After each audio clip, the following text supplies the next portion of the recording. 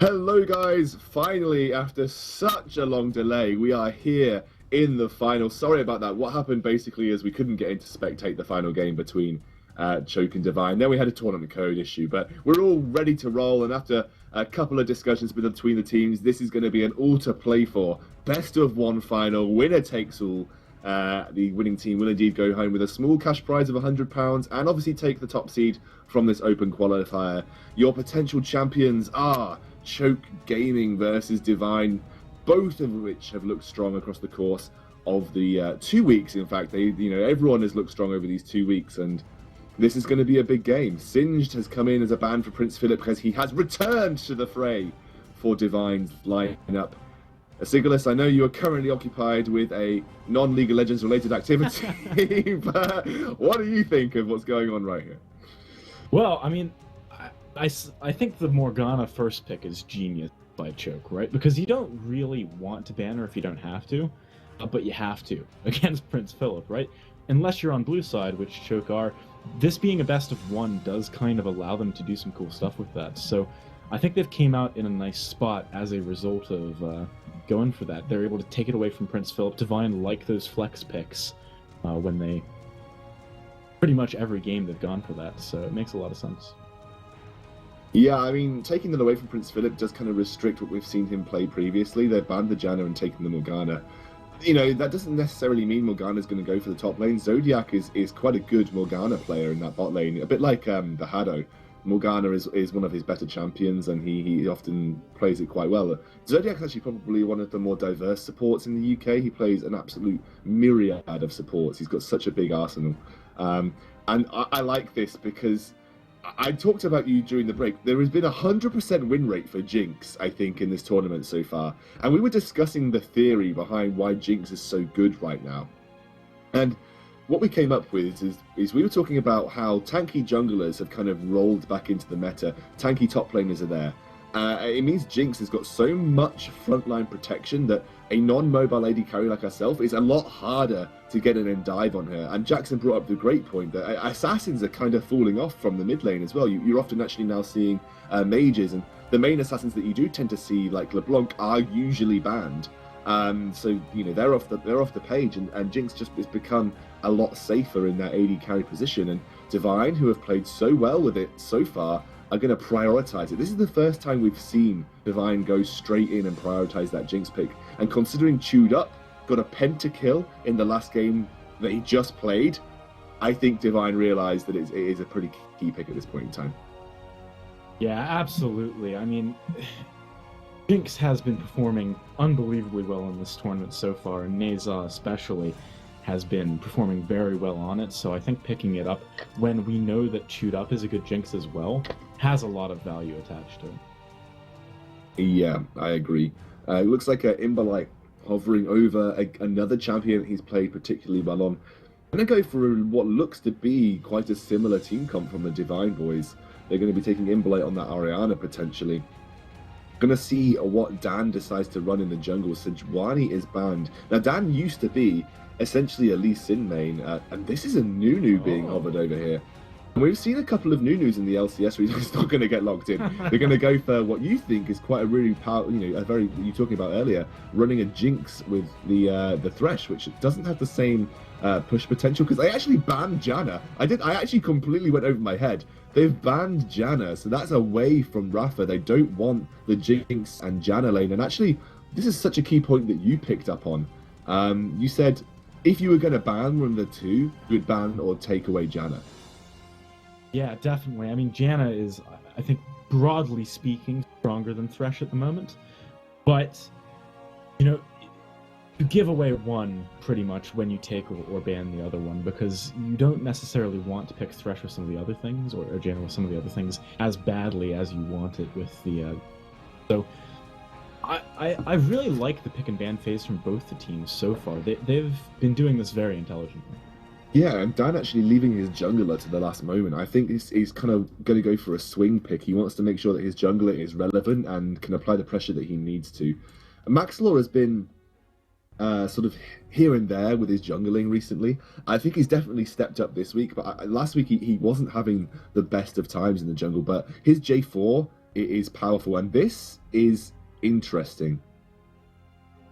This Is this going to very be? interesting. Is there going to be Sion jungle because we know Prince Philip likes to play top lane? Yeah, yeah. This is Dan on a Sion jungle. How interesting is that? That's very cool. I haven't seen too many Sion junglers recently. It's always been that top laner support position. And, Sion does have the potential to be quite a strong jungler, but we haven't seen him a lot. But it does make a little bit of sense. The new sort of meta of tanky junglers. And this is something that a best of one. Maybe Dan is bringing out a pick that he's been practicing and the team have been practicing, but he wanted to save it for a special occasion. And it looks like this. We are seeing Chewed Up on Cogmore, which is actually one of his probably one of his best champions in terms of history of his play. He's been fantastic with that Cogmore through an entirety of his AD carry career. And Alchemist going onto the Ezreal mid, following in the footsteps of the GE Tigers. They picked up Ezreal mid a lot during the course of IEM Katowice, and Alchemist going to be following the same style. He played it last game, and he looked like he was playing it incredibly well. The Scion, I want to touch on this again real quick because I think it's pretty cool. Scion did receive a slight shift in the way his damage is distributed across his kit last patch. He does a lot more with his decimating smash now than he used to, and I think that's quite useful in the jungle because you can knock up the creeps and not take damage from them. So that, in addition to the fact that his ganks are potentially quite strong with the amount of CC he brings, and he's got a range slow as well, of course, could be pretty cool, and it's certainly something that fits the comp that Devine are running very well. Yeah, what I really like about the Sion jungle is that it combos quite well with the Malphite. You always, when post 6, will have to be aware of a Sion lane gank running down your lane full speed, full speed ahead. So again, a very interesting way to play it, and I am really looking forward to Dan in the jungle playing the Sion, because we saw how strong he was at getting in the counter ganks and getting the ahead in experience, and going up against Max Law. I'd imagine Dan trying to pull out some sort of similar level of counter ganks, because Sion, I imagine, would be a fairly strong counter ganker if you're in the right position at the right time and get a full charge of your decimating smash. It can turn a gank around completely. Yeah, that's very true. And of course, one thing which you haven't touched on yet, Cinderhulk is ridiculously good on a Scion. You build tanky early on anyway. You pretty much build tanky on Scion exclusively. So Cinderhulk being buffed does put him in a really nice spot. And he gets a lot out of the stats it gives. I completely agree, and obviously when you have the big shields like Jarvan and like Sion both have nice shields for clearing the jungle, you obviously have a lot less damage being taken to you as well. And Sion does have a large amount of damage that comes out of that shield. He's got a good AoE clear. We'll just have to see how the ganks work out, because before 6 it's actually a little bit more difficult for him to get ganks off, because the majority of his slow comes from Roar of the Slayer in a position that he has to use a minion usually to get that slow. It's actually moderately hard to hit Roar of the Slayer without cannoning a minion into your enemy, and obviously then you've got to charge your decimating smash to a certain level before it gets the CC attached to it, and a lot of times that allows the person you're trying to go up against a large grace period in which they can flash away or just juke outside of the range of the decimating smash. Other than that, it's post 6 where he's going to be a real terror. Obviously, Max Law playing the Jarvan will be a threat ever since as soon as he gets level 2. Yeah, that's very true. I think the real benefit of having the Scion is, for example, look at the bot lane, right? You've got the Flame Chompers, Flay, and Death Sentence coming out of Divine. So if Scion comes in sort of as the engagement's coming from his bot lane, it becomes a lot easier for him to then land his more difficult to land CC. It's really strong as follow-up. It's not so strong as initial. That's the big thing I think that you got to take away from something like it. Yeah, I mean, I agree. Sorry if anyone's hearing Jackson cut out. Sometimes his microphone isn't picking him up quite at the same level. But yeah, we're going into game right now, and this is going to be a really close one. I think these two teams are both fantastic, and Divine have kind of popped up, and they struggled last week, but they've kind of brought it all together this week, and they've been playing out of their minds, really. It has been absolutely fantastic. And we know Choke, sorry, I'm going to sneeze. We know Choke are a really solid caliber team. They are the Four Nation champions. They have been at the top of the UK level for quite a while, but they've been caught up a little bit. It's a bit like the UK version of SKT Telecom 1. They were amazing for a very long period of time, and then there was a small period where everyone else kind of caught up, and people are kind of getting onto the level of Choke now, and you see they're not quite as dominant as they were previously. We saw FM and Infuse being the first two to qualify. That was ridiculous. You know, those guys played really, really well that week. So Devine are new on the scene, and they could potentially cause an upset in this final. But both teams here have qualified, so they'll both be happy regardless of the outcome. That they are qualifying for the UK ESL Premiership, so they'll be through and away with that. Yeah, and talking about sort of Choke's history, obviously, right, the sort of the last event before the ESL Premiership qualifiers was Epic LAN, and Choke actually won that against Infused, even though they placed lower than Infused just last week. So the teams have not only caught up, they've caught up very quickly. After, frankly, Choke looked really, really strong at Epic LAN, pretty much dominated their opposition, frankly. Yeah, I mean, they were just a few weeks ago, like you said, at Epic LAN, completely running away with the competition. I think they've looked really strong this week again. I think they found their winning form. Last week, obviously, was a bit of a hiccup, and FM did look really, really solid, as did Infused, to be honest. Infused looked probably the best I've seen Infused play for quite a long time, because it had been for a little while. Infused were almost looked like they were lacking the sort of motivation and that kind of thing, but they looked so good last week, and especially going up against head-to-head, probably their biggest rivals, which has been a long-standing thing, as it being FM. It was so close across those three games, and I'm really looking forward to seeing all of these teams play in the UK ESL Premiership. But we're into game now. This is a best of one to decide the winners of this week's UK ESL Open bracket. It's going to be arena area as Devine run down into that small river area. We do see lots of teams like to fight there, but it's the deep boards coming out from the Devine boys. Yeah, it looks like maybe they're scouting for a lane swap or checking to see if they can execute one of their own. This is normally what this super deep ward is aiming to do. You don't go for a ward this deep unless you want to scout for that kind of a thing. So it'll be interesting to see if they go for it.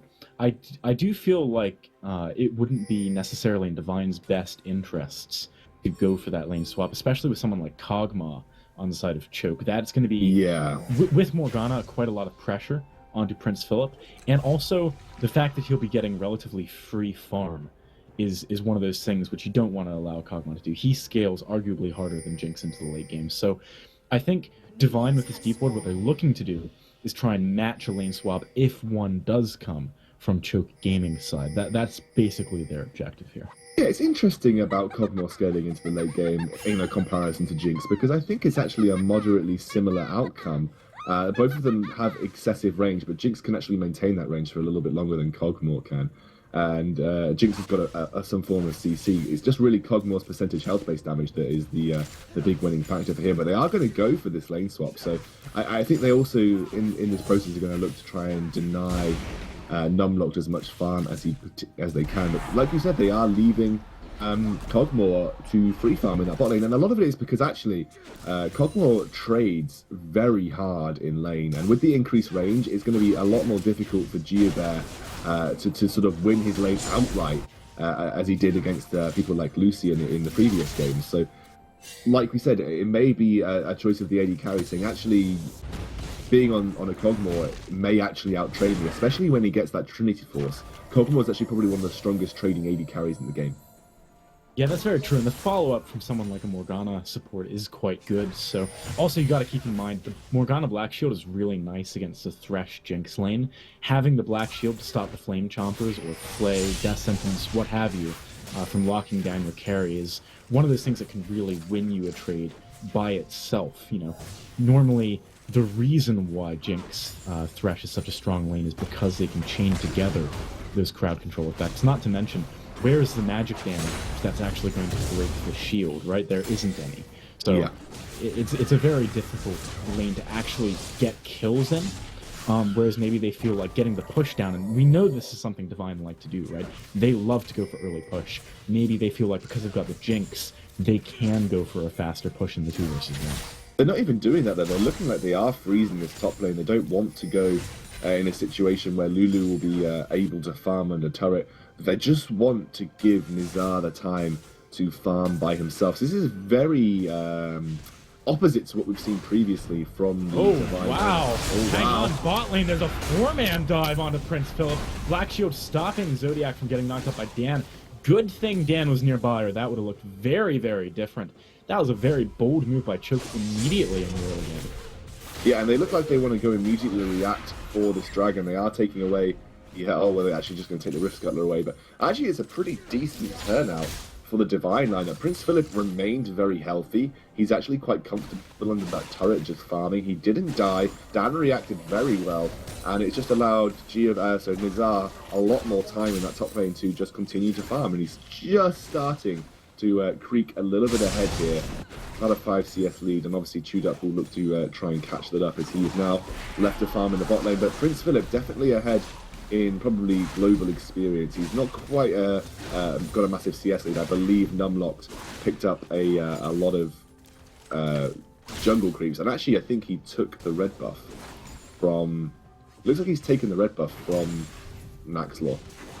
It's an interesting decision for sure. I mean, the fact that Numlocked has those ranged attacks does mean that when he is able to get some pressure down, he's going to do a little bit more damage with it. But maybe it's just the experience that they were looking to get onto him. In the situation of a lane swap, he's not going to be able to utilize that red buff too effectively, I would have thought. Yeah, I mean, maybe he'll just be looking to put pressure onto Rafa. I guess if Rafa stepped up to try and zone, Numlock will have a tool. I mean, it's gone now, so the entire point is completely irrelevant. But, you know, if Rafa does look to step up to the plate to pressure and he had that red buff, then it may have allowed him just to easily harass back and put some free damage down. As we know, Lulu has a fairly decent attack range, so she's pretty safe in terms of harassing a sort of a close range. I mean, you wouldn't really say that Thresh is melee, but he's like almost melee, so she should be fairly safe just getting the harass down onto him. So, I mean, right now it actually looks fairly stable, and Devine probably won't be able to do the same kind of tactics that they've managed to pull out previously and actually get that dragon. It looks like they aren't going for such a strong push this time, so they're not going to be rotating their bot lane down as quickly, which would probably won't result in them taking a dragon as well as getting the lane swap off. It does look like Nizar and Rafa just stalled out a little bit in this lane. It does look like they're pushing fairly rapidly now, so they've turned the heat up as they've seen Numlock return to lane. I think they just want to push the creeps onto tower so to make it a little bit harder for Numlock to farm in the tower, although, you know, Numlock's doing a pretty good job as it is. Yeah, this is one of the things. Oh, actually, hang on a second, because Dan does get hit by the binding, knocked up before the decimating smash can come down. And Maxlor is putting down some good damage numbers. The slow from his shield is going to keep Dan for a little bit more damage. But Dan is so tanky already. Picked up that early Ruby Crystal, and of course, Sion is very innately tanky. It's difficult for them to really pressure him in the jungle effectively. It does look like Maxlor is trying to do some work in this bot lane. There is going to be an immediate reaction from Dan. And Maxlor, I think, knows about this. He's going to try and catch Dan out here.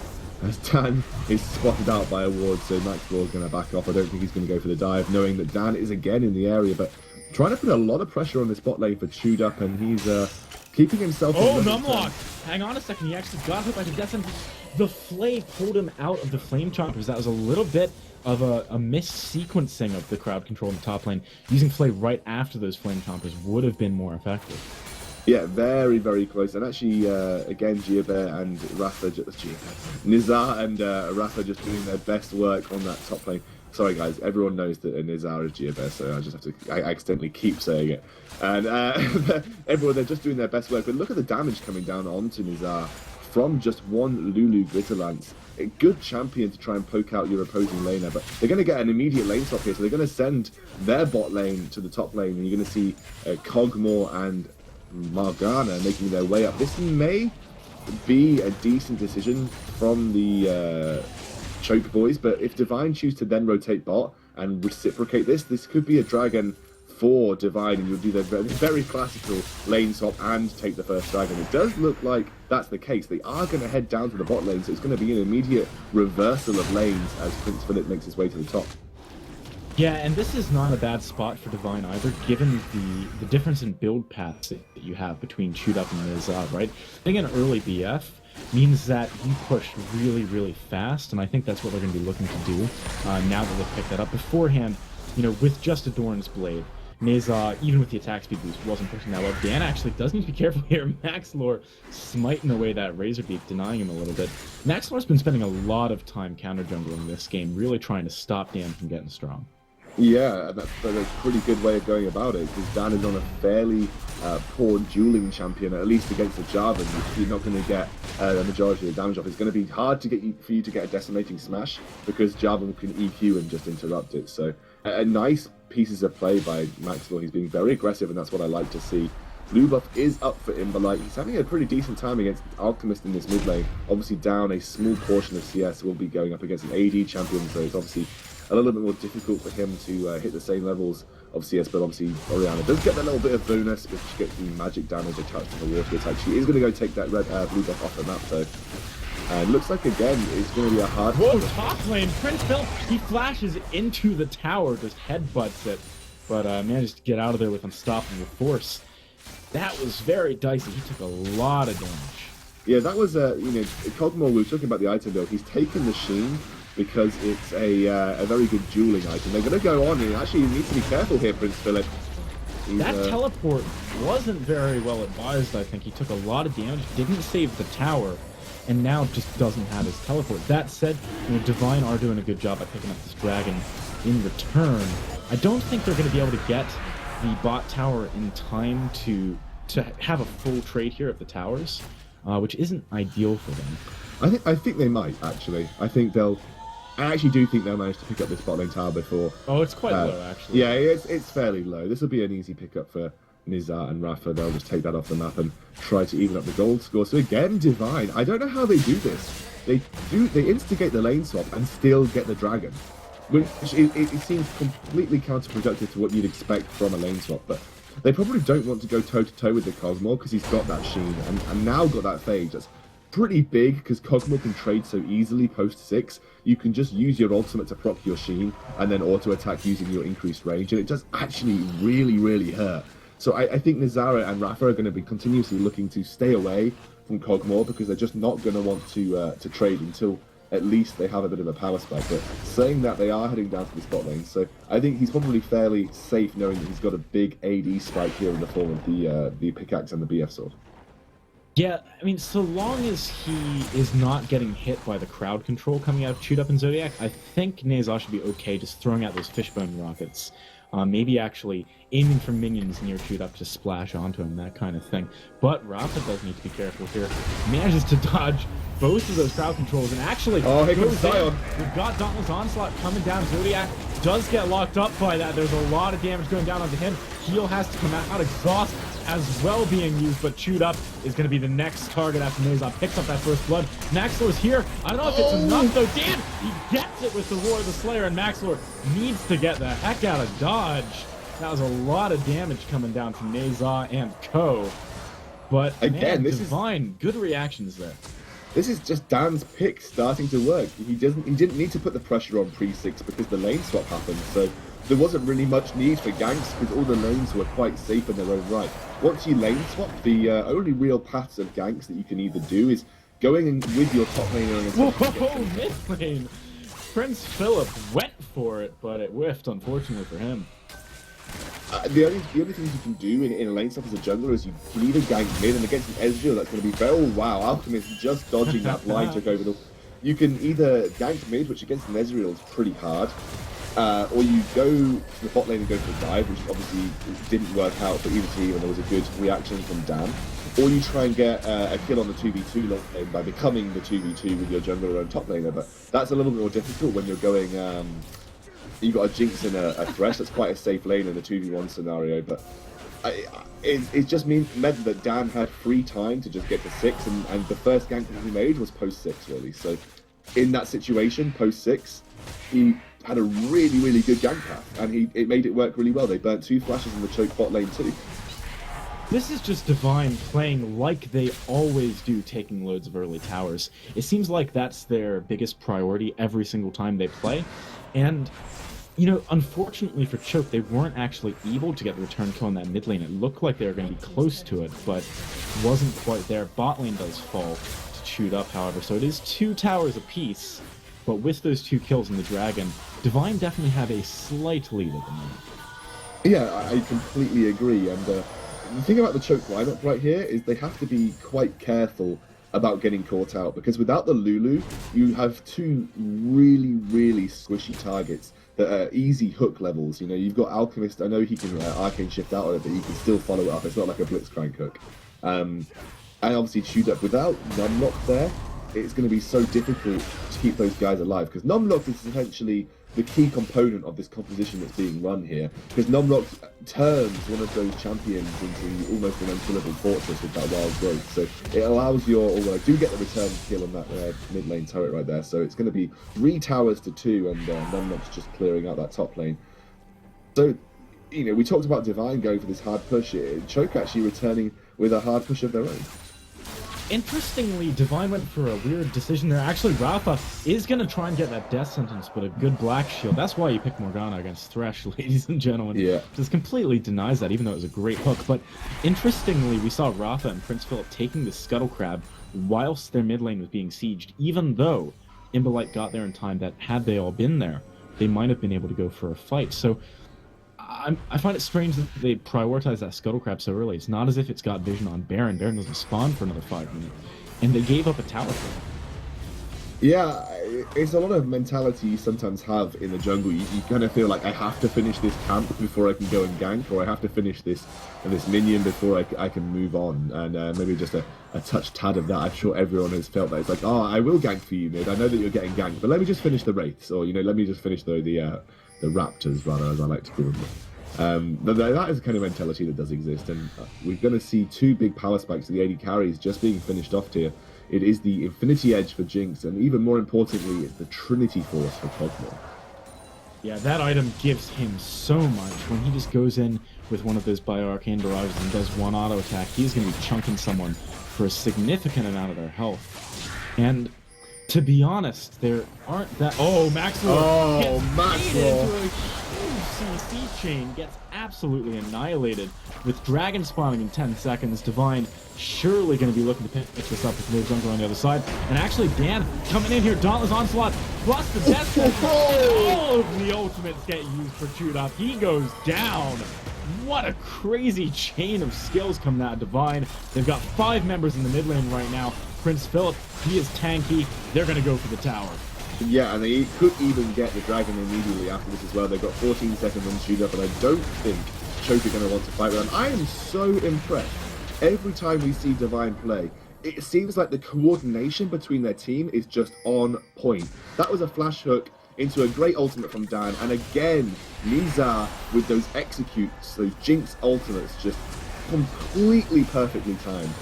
As we say this though, Numlock in the top lane is putting a bit of pressure on that top lane tower. He's pushing that wave all the way up, and it almost potentially a snipe for Alchemist on that Ezreal, but not to be, as the second dragon in the game goes over to Devine, and they always control this incredibly well.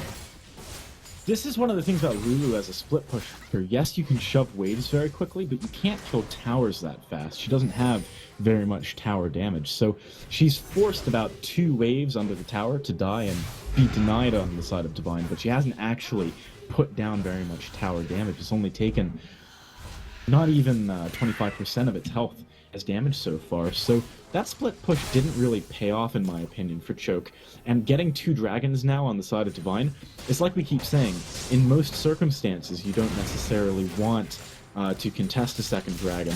It doesn't offer that much, but Jinx, being so good at tower pushing, gets more out of it than most.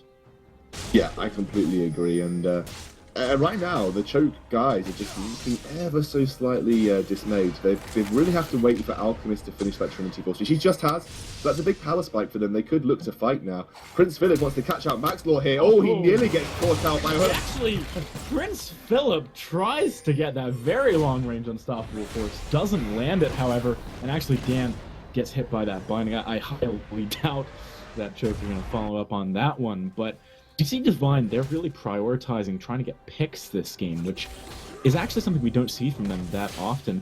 Their comp does kind of lend itself to that. Yeah, it is pretty much.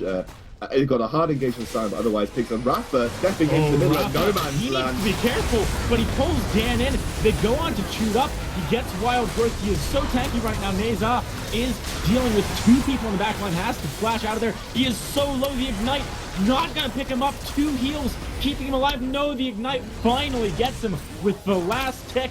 And DX Alchemist just training through the Divine members right now. I don't know if they can actually get out of here safely. Dan is doing pretty significant damage to DX Alchemist with his passive, but it's not enough. He keeps jumping in. Prince Philip needs to get out of here. These Mystic shots chunking him down. The binding not gonna land. But what a great turnaround fight for Choke catching Rafa out like that. He was completely surrounded in that fight, Scoundrel. Yeah, Rafa essentially gave that entire fight away there. He just walked into the middle of no man's land, had no care. He's actually going to step onto this turret. I think that's fairly dangerous considering who sat at that turret. He's going to put the lantern out, maybe trying to get Impolite in. Are they going to try and get an engage off this? Rafa looks keen to go for Zodiac. Doesn't manage to get it though. Doesn't manage to do enough there. It's too bad there's no super death rocket. That would be really good for picking someone up here. But Devine, I'm not sure what they do off the back of this. There's no dragon yet. Baron is kind of a risky proposition, but it does spawn in the second. They're all around it at the moment. Yeah, and they've got 10 seconds in the ban. I don't think they'll go for a 20-minute Baron. They may be looking to catch Chewed out, but he'll be fairly safe. And Nizar has just realized with the zap into the brush that he's probably gone by now. And we're just waiting to see them push this top lane up. But it is looking... It's looking pretty good in terms of Choke coming back into this. They looked like they were struggling, and then that wonderful fight there. And like I said, the power spikes had been hit by the Choke members. Once you've got that Trinity Force on the Ezreal, that's a big power spike for you. You've got the power spike on the Cogmore. You've got the magic penetration boots on the Lulu, and you've started to pick up a little bit of AP. And it was a fantastic Lulu ultimate by Numlock. But it looks like they want to contest this. I think that's gone over to Nizar there. Nice crit coming out from the Fishbones, and he's still having a good game at 2-1-2. Unfortunately, the last Super Mega Death Rocket wasn't up to, quite up to its usual standards, but he still very powerful at this point. He's got that zeal. He's working towards the Phantom Dancer. Very soon, he'll be hitting for rather large critical strikes with his rockets, and he'll be in a position where he can do some serious damage. But Choke are doing probably the best thing at this point. They're just trying to funnel farm onto Chewed Up, get him to a fairly significantly threatening position, and Maxlaw, they're going to go and start to clear out the vision of the Baron. You know, I'm a little bit worried for Devine, actually, because what we saw in that last fight was pretty much the composition from Choke working exactly as planned. The wild growth kept Chewed Up alive in what looked to be a really poor position. I mean, everything was burned on him crowd control-wise right at the start, and he still didn't go down. And in the back line, Maxwell jumped onto Nazar, who has no mobility. It's one of the reasons why Jarvan is so strong against a Jinx pick. You know, she couldn't actually get out of there without burning Flash. She had to do that, but not before DX Alchemist put a ton of damage onto him. Yeah, I mean, that's probably what Maxlaw is going to be looking to do every single fight. Oh, there's a teleport here. Yeah, that's He's trying to get the Dauntless Onslaught down. Doesn't get it. The hook also doesn't land, but flash forward, Flay, crit from Nazar, picking it up with a long-range Fishbones rocket. And this could definitely be something that Devine can leverage from maybe a top tower, maybe a mid tower, something along those lines. Yeah, I mean, they look like they're going straight for this inhibitor turret. There is Numlock. He's going to have to be careful. He will get through that barrier, though, and he'll be A-okay. Actually, look at the top lane. It's pushing pretty hard here, but it doesn't matter. It doesn't look like Devine are going straight for this inhibitor turret. And off the back of just killing Alchemist, Prince Philip does pick her up. He is taking a lot of damage, just gets burst with that Triforce coming out of Chewed Up. And now Devine really need to get out of here. Dragon's up in 10 seconds. They don't want to be giving away the first Dragon to a team that has 2 Trinity Force users sort of around the 20 to 30 minute mark. If they can avoid giving that over, they really want to. But actually, Choke think that Devine are going to try and defend the Dragon or maybe go for it, and they make a ping onto the Baron. So that's an interesting call. Meza has managed to get onto Zodiac with a lot of damage, but the flash comes in. Maxor goes for it. Great Lantern keeping him out of harm's way, but it doesn't matter. Imbolite gets locked by the Cataclysm. There's the Wild Growth. There's the damage. Devine getting torn apart by Choke's lineup right now, and they are going to finish up everyone that was in that fight. This could easily be a Baron unless Prince Philip pulls off some kind of a hero move. There are a few low members, but Prince Philip, you know, look at his items. He is building complete tank at this point. He's got a lot to live up to after the performance of his previous sub. The 1v3 Dragon denied it. Looks like he wants to go for it. Numlock pretty low on mana. They may actually have to back off here. He gets healed again. He fails his arcane shift across the wall, and Prince Philip picks one up. His flash isn't enough to get him out safely. I don't see any way that this is going to go over to Devine, however. Basically just traded a kill for a kill and lost the Baron. So not a great trade. Prince Philip didn't really succeed at doing anything. Perhaps delaying that Baron slightly longer does mean that Devine can pick up the Dragon. That's the only consolation prize for them, really. I'm trying to work out as to whether that was a good decision by Prince Philip. I feel like he could have skirted around the edge a little bit more and looked for a more multiple man hit with his ultimate. I think that may have been the better decision for him. He really wanted to make the most out of that ultimate. You kind of want to knock up as many members on as low HP as you can and let the Baron do the work for you. Unfortunately, he ulted quite deep into the pit and locked up Alchemist, sure, but unfortunately it didn't have the ability to take anyone else down because there's a lot of hard CC that came down right after. But again, this is it's still looking good for Choke at this point in time. They're up in gold at this point as well, and taking that Baron, they're going to be in a fairly strong position. This is the strongest, obviously as you would expect, the strongest opposition that we've seen Devine have to play up against this week. And while they started off with a bang, they're sort of just fizzling out at this point. I don't think, you know, it's gone for them. Obviously they're still in a very strong position, but not quite steamrollering as much as we've seen them do previously. They looked like they were almost at that level, and Choke have twice pulled out some great team fights that has allowed them to keep themselves well in this game. Yeah, and Devine just need to hit a wombo combo. Basically, actually, Dan, he's going in with the Dauntless Onslaught, doesn't land it onto anyone. A Binding's going to keep him off, chewed up as well. Imbolite, wow, that was a lot of damage coming out of everyone onto him. He is so low, flashes away. Dan now also has to burn his flash defensively, and just a great disengage coming out of Choke Gaming. Numlocked actually trying to stick onto him, does get the slow onto Dan, but there's no follow-up from his team. Bot lane has an on my way ping sent out to it. I think we're going to see a rotation here from Choke down there to pick up the tower. Yeah, and that's a really fantastic pickup. Cogmore is starting to shine against this Scion now. Scion obviously does love to build high health values, and the Righteous Glory does give him a lot of extra health. But that's a fantastic pickup. It's starting to do work all on its own right now. You saw how quickly the tankiest member of Devine went down to chewed up's Cogmore, and wow. Again, Rafa taking a lot of damage, Nizar taking a lot of damage, Cogmore doing the work from the backline. 0-3 previously, now 4-3, and Chewed made a very sensible pick here, and you've got to question the lane swap again, whether I think Nizar definitely had a good chance of at least trying to win that lane. Obviously, Cogmore does trade pretty well once he's hit that Sheen, and he saw that. Prince Philip on this front line is taking so much damage. Oh, Numlocked, he gets hooked, but an immediate Mikhails comes out of Zodiac. That was some quick reactions. It's going to keep him safe for now. That said, with the low mana values on a few of Choke's members and the health not being there for one or two of them, I think backing out is a fairly safe option. They're going to get the blue buff on the way out as well, which does deny it going over to Imbolite, something he would have loved to have on that Orianna pickup. But Devine, they're on the back foot right now. They need to try and get a wombo combo off. I don't see any other way that they're going to win a fight. If they can get a wombo combo off and pick up Chewed Up before those defensive spells go out and keep him alive, I do feel like Devine can win a fight. But if they don't execute a perfect wombo, they just don't have what it takes at the moment, or so it seems, to really roll through the defenses of Choke. Yeah, and any front line that Devine do have is quickly getting annihilated by chewed up's Cogmore. You know, he's known as the tank killer for a reason. Cogmore has got the ability to shred through max percentage health and auto attack.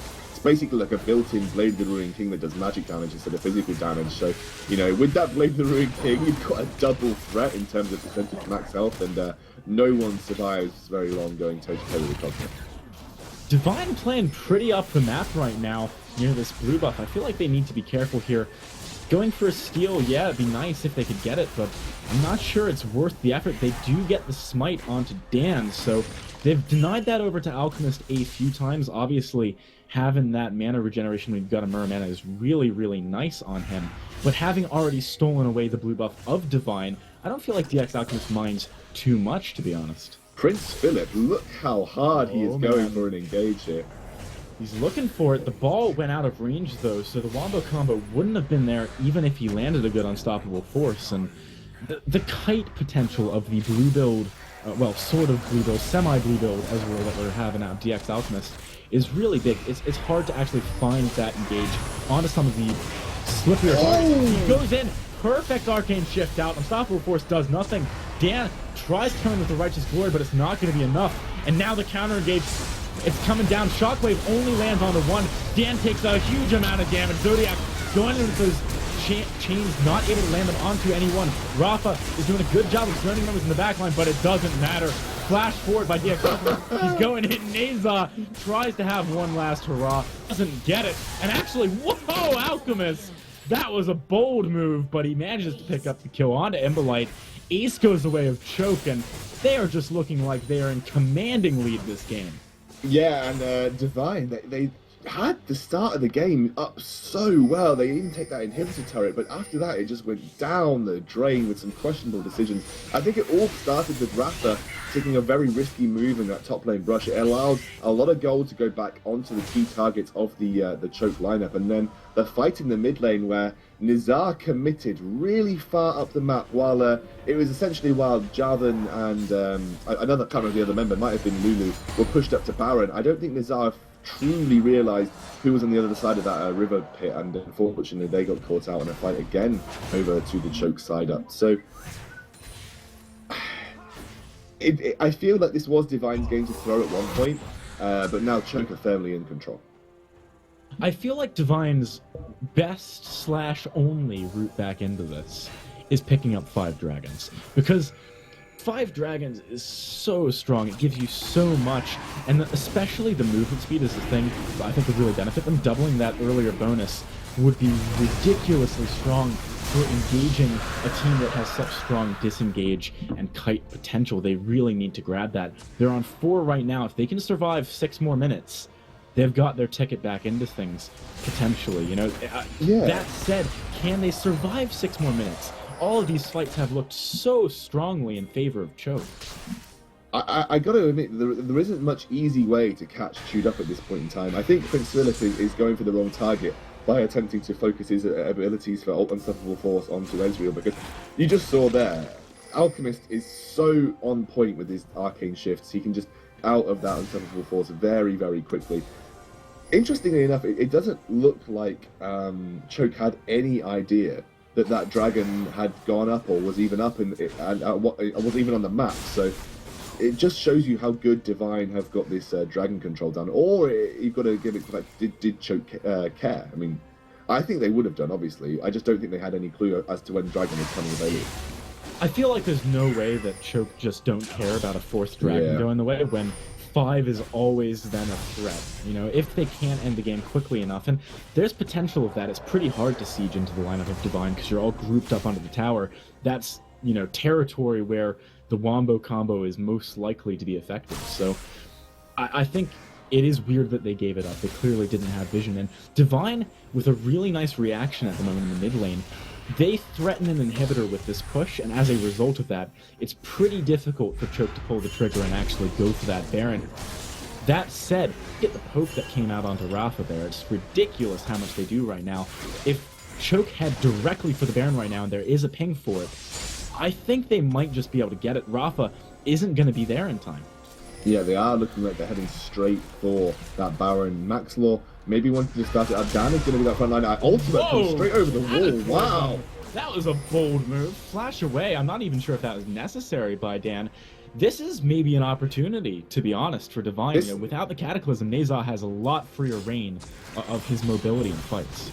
Yeah, definitely. Rafa's going to get locked up here. I don't know if they're going to commit to the engage. Numlock's just looking to get a Glitter Lance down. But yeah, I mean, without that Cataclysm, it is going to be up moderately soon, so there is only a small window of opportunity that Devine can look to exploit, but there is very little way to lock down Nezar without that Cataclysm. You really have to rely on a Morgana binding, or at least a big slow from a Glitter Lance. Doesn't look like Devine want to capitalize on this. They may just be looking to extend the game out. They may just be looking for that a 5th dragon. That could be the next big thing for them. I think they are in a similar vein of thought to you, and that they really do want this this 5th dragon. They know that it's probably their only way to take a big advantage. It's probably their only way to easily win a fight. Rafa wants to go clear these wards out here. There are some pings coming down, but the River Scuttler will spy them out, and they will know that they are safe for the moment. It might not feel like it, Scoundrel, but it's been 3 minutes since that last dragon went down. Wow. Devine have done a stellar job of just denying Choke the opportunity to make anything happen since that happened. So yeah, I mean, the problem is you can't help but feel that the later this game goes, the more in favour it is in Choke's favour. They've got so many threats. You know, Lulu is far more of a threat than Prince Philip in terms of raw damage. You've got a very high damage AD mid laner in the form of that Ezreal and Alchemist. You've got Cogmore, who's undoubtedly the king of the late game AD carries, with Vayne probably being the queen. So there's a lot there for Devine to try and deal with the later this goes, and it's already at a point where Cogmore's got 3 items, Alchemist has got 3 items, Numlocked has got 3 items. There's a lot of damage there. So much damage for the Devine lineup to deal with. But Dragon up in 2 minutes, they've, like you said, they have delayed it to a point, and if they get a good wombo combo, there is the potential. If they get a fantastic ultimate from Prince Philip into a shockwave, followed up by a fantastic rocket by Nezar, there is that potential. There is that potential for them to run away with a team fight. It just has to hit some very key targets. I think another big thing that Devine are looking to do is get Imbolite to a stronger position. If you look at his items right now, he has no death cap, for example, which is one of the big damage items. And actually, there's a teleport from Prince Philip, Dauntless Onslaught onto Maxler. They're going for it. The hook doesn't land, but Ezreal is nowhere near. Prince Philip, huge ultimate followed by the shockwave. They're going on to Numlocked as well. They get it. 3 quick kills going on to Devine. They break through the absolute wall that is Choke Gaming and finally win a fight after what seems like forever. Yeah, and they are going to go straight for this inhibitor. Dragon is up in 1 minute. Don't know how much Alchemist can do.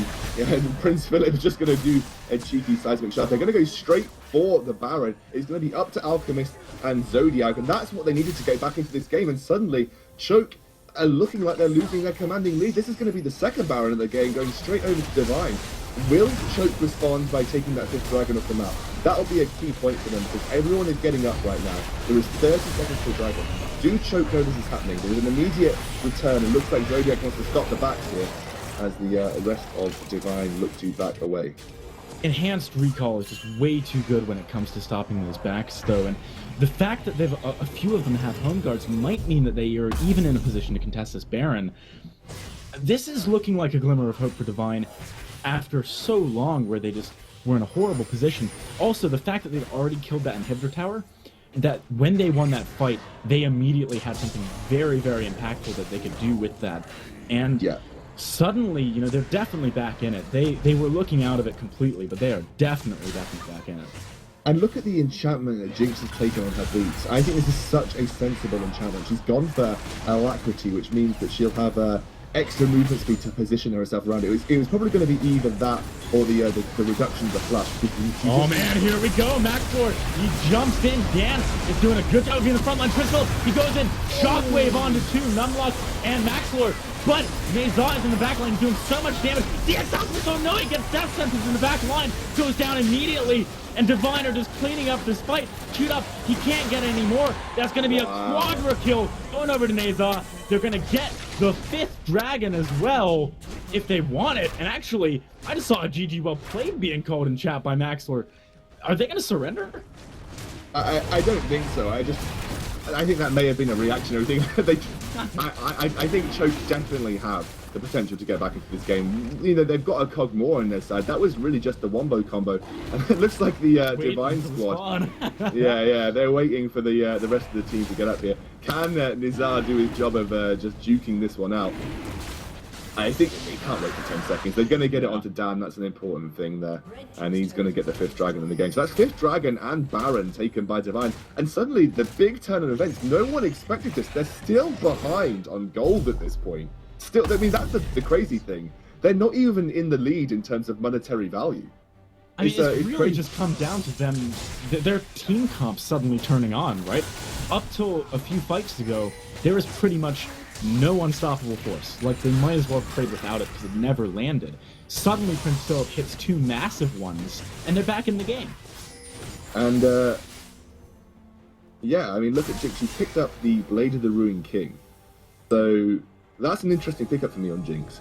I'm guessing she just wants to use that for peel. She's got the alacrity. She really just wants to consistently keep herself high movement speed so that she doesn't get locked down as easily. That probably makes sense in my mind. They're going to go for the top lane tower. Is there anything that Choke can do here? They still have a Cogmore with almost 5 items. He's got the QSS and he's got the BF sword, so he could very, very shortly be in possession of a Mercurial Scimitar, and that's going to be a very high damage Cogmore. It really is not over for Choke at this point. They have so many ways to get back into this game. I mean, their composition is just so late game, but this is looking scary. I mean, look how low Nizar is getting. He's right on the front line there. The poke from Chewed Up at this point is crazy. But Nizar has so much lifesteal that so long as they don't get engaged on him at the tower, he can just go back and heal up all the stuff that he lost. And actually, I love the Blade of the Ruined King here because it provides more damage than a Bloodthirster, and he needs to compete with the damage coming out of Chewed Up.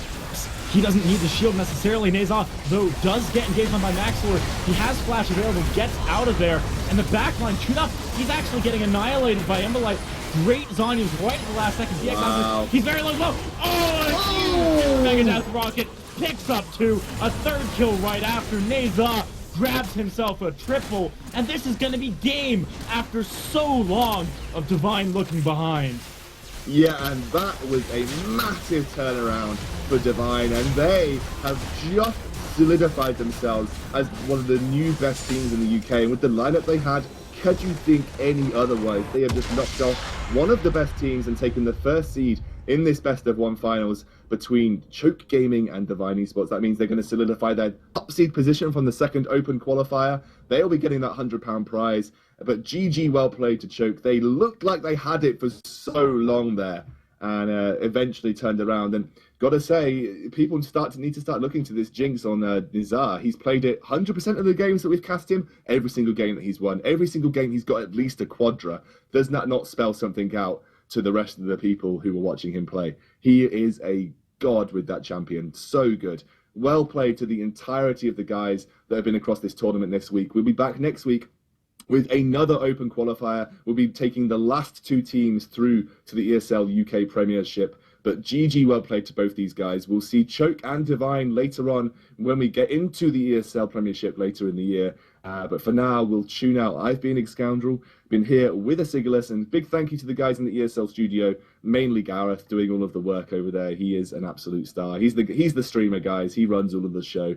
But thank you for tuning in. Please make sure you check in out next Monday. We'll be back again with a whole new set of teams from the UK going head-to-head in this tournament to get the last 2 spots for the ESL UK Premiership.